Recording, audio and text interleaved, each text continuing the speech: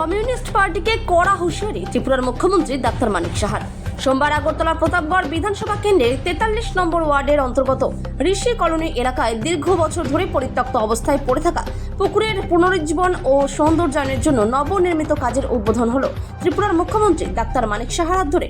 উপস্থিত ছিলেন আগরতলা পুর নিগমের mayor Dipak Majumdar, deputy mayor Monika Das Datta, নগর উন্নয়ন দপ্তরের সচিব ডক্টর মিলিন্দ রামটেকে, ত্রিপুরা প্রদেশ বিজেপির সদর শহর জেলার সভাপতি অসীম ভট্টাচার্য, কর্পোরেটর অভিজিৎ মল্লিক, আগরতলা পুর নিগমের ডেপুটি কমিশনার মিহির গোপ সহ অন্যান্যরা। এদিনের অনুষ্ঠানে বক্তব্য রাখতে গিয়ে ত্রিপুরার মুখ্যমন্ত্রী ডাক্তার মানিক সাহা কি বলছেন শুনে নেব। ত্রিপুরা থেকে বিক্রম কর্মকারের রিপোর্ট, বিগ নিউজ বাংলা। প্রতাপগড়ে তো অসম্ভব বিষয়, তো দুর্গ ছিল কমিউনিস্টদের। আমি এখনো বলবো কিছু কিছু উকি ঝুঁকি দেয়, আমার কাছে খবর আছে। সময় থাকতে সাবধান হয়ে যান।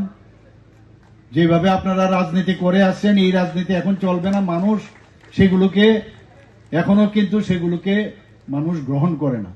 অভ্যেস হয়ে গেছে আপনাদের। এই অভ্যেস থেকে বেরিয়ে আসুন।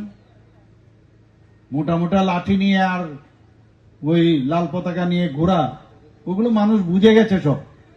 শান্তি লাগবে, শান্তি প্রতিষ্ঠিত হতে হবে। কেন আজকে প্রতাপগড় পিছিয়ে থাকবে? কেন ঋষি কলোনি পিছিয়ে থাকবে? কেন আমি গরিব থাকবো? আমি কাজ করব। মাননীয় প্রধানমন্ত্রীজি বলছেন আমাদের 4টা জাত আছে। এখানে জাত পাতের রাজনীতি আমরা দেখেছি যে আমার 4 জাত কারা। গরিব যে একটা জাত, যুবক যারা একজন জাত, যারা মহিলা আছে আমার জাত, কৃষক যারা আছে আমার জাত। এই 4 জাতের যদি উন্নয়ন হয় তাহলে এই যে বিহার, উত্তরপ্রদেশ, এইসব জায়গার মধ্যে জাতপাতের ইলেকশন হতো, কিন্তু এইগুলো দেখুন আপনি কিন্তু আস্তে আস্তে চলে গেছে। এখানে আমাদের সরকার হচ্ছে, সেখানে ভাবা যায় না। সেখানে এত সুন্দরভাবে জাতপাতের রাজনীতি হয়েছে।